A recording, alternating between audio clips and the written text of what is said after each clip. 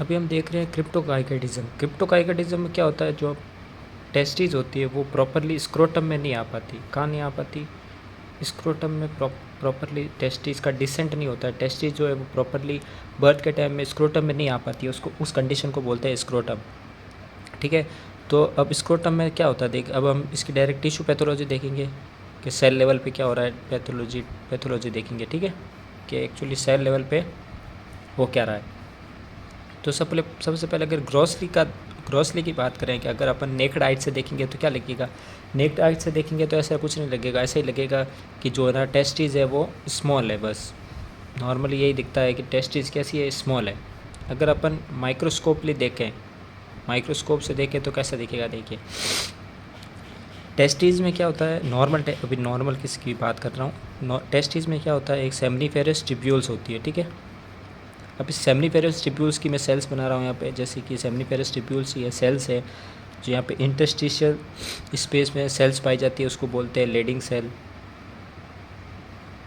Lending sales बोलते हैं इसको। यहाँ पे हमारे पास सर्टोली सेल्स होती है। क्या होती है? Sertoli cells. ये यहाँ पे हमारे पास सर्टोली सेल्स होती है। यहाँ पे बहुत सारी सेल्स होती है जिसको बोलते हैं स्पर्म प्रोड्यूसिंग सेल्स। ये यहाँ पे ये जितने भी सेल्स होती है उसको बोलते हैं अपन स्पर्म प्रोड्यूसिंग सेल्स। ठीक है, तो मेनली जो क्रिप्टोकार्केटिज्म मेनली जो भी खराबी दिखेगी, जो भी कंडीशन दिखेगी, वो मेनली अपन को इसी के इर्द गिर्द देखने को मिलेगी। ठीक है, ये क्या है, सर्टोली सेल्स है, ये क्या है, लेडिंग सेल्स है, ये क्या है, स्पर्म प्रोड्यूसिंग सेल्स है। और ये स्ट्रक्चर किसका बनाया है मैंने, ये सर्टोली सेल्स का बनाया है। सर्टोली सेल्स कहाँ पे पाई जाती है? टेस्टिस में एक ट्यूब्यूल्स लाइक स्ट्रक्चर होते हैं, उसको बोलते हैं अपन सर्टोली सेल्स। ठीक है, तो सबसे पहले क्या होगा कि जो सर्टोली सेल्स है, सेमनीफेरस ट्यूब्यूल्स है, उसके आसपास क्या देखने को मिलेगा, स्कारिंग देखने को मिलेगी, हार्डनिंग देखने को मिलेगी। ठीक है, सबसे पहला पॉइंट ये हो गया कि अपन को क्या देखने को मिलेगी, अपन को हार्डनिंग देखने को मिलेगी। जो ये स्पर्म प्रोड्यूसिंग ट्यूब्यूल्स है अपनी, जो सेमनीफेरस ट्यूब्यूल्स है, वो श्रिंक हो जाएगी। ठीक है, श्रिंक का मतलब होता है सिकुड़ जाएगी। ठीक है, तो पहला पॉइंट क्या होगा, पहला पॉइंट हो गया कि स्कारिंग देखने को मिलेगी, स्कारिंग देखने को मिली। दूसरा क्या होगा, जो अपना ट्यूब्यूल्स थी वो क्या हो गई, श्रिंक हो गई। ठीक है, जो स्पर्म प्रोड्यूसिंग सेल्स थे वो क्या हो गए, एब्सेंट भी हो सकते हैं और रिड्यूस भी हो सकते हैं। ठीक है, जो ये सेल्स है स्पर्म प्रोड्यूसिंग सेल्स है, या तो वो कम हो जाएंगे या वो एकदम ही एब्सेंट होंगे। ठीक है, दोनों में से एक कंडीशन हो सकती है, या तो वो कम होंगे या फिर वो एब्सेंट भी हो सकते हैं। ठीक है, अब अगर आप सर्टोली सेल्स की बात करें, ये अपनी जो सर्टोली सेल्स है, ये सर्टोली सेल्स है, इसमें क्या देखने को मिलेगा, इसके अंदर क्या देखने को मिलेगा, इसके अंदर स्टोन्स बन सकते हैं। क्या बन सकते हैं? स्टोन्स बन सकते हैं। और अपन को क्या देखने को मिलेगा, इनका जो नॉर्मल स्ट्रक्चर होता है वो भी चेंज हो जाएगा।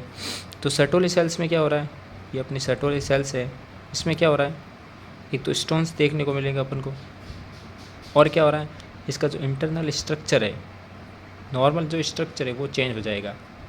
नॉर्मल स्ट्रक्चर क्या हो जाएगा, चेंज हो जाएगा। और अपन को यहाँ पे क्या देखने को मिलेगा, तो 4 पॉइंट हो गए। ठीक है, और क्या क्या देखने को मिलेगा कि जो ये अपने सेमनीफेरस ट्यूब्यूल है, ठीक है, सेमनीफेरस ट्यूब्यूल्स में अपन को केवल कभी कभार सर्टोली सेल्स ही देखने को मिलेगी। ये जो स्पर्म प्रोड्यूसिंग सेल्स है ना, स्पर्म प्रोड्यूसिंग सेल्स वो एब्सेंट हो जाएंगी। तो एक कंडीशन ये भी हो सकती है कि अपन को क्या देखने को मिलेगा कि जो सेमनीफेरस ट्यूब्यूल्स है उसमें सर्टोली सेल्स तो अपन को देखने को मिलेगी, लेकिन जो स्पर्म सेल्स है वो देखने को नहीं मिलेगी। अभी एक कंडीशन क्या हुआ था कि जो सर्टोली सेल्स थे उसके अंदर स्टोन्स हो गए थे, तो सेमनीफेरस ट्यूब्यूल्स में भी स्टोन्स मिल सकते हैं अपन को। ठीक है, सेमनीफेरस ट्यूब्यूल्स में भी क्या मिल सकते हैं, क्या देखने को मिल सकते हैं, स्टोन्स देखने को मिल सकते हैं। नॉर्मल से ज़्यादा देखने को मिल सकते हैं, नॉर्मली होते ही नहीं है। अब अगर आप इस लेडिंग सेल्स की बात करें, ये जो लेडिंग सेल्स थे बाहर, जैसे ये एक सेमनीफेरस ट्यूब्यूल्स के सेल्स है, तो यहाँ पे भी एक सेमनीफेरस ट्यूब्यूल्स की सेल्स होती है, इसके आसपास लेडिंग सेल्स होती है जो एंड्रोजन बनाते हैं, हमारे टेस्टोस्टेरोन बनाते हैं।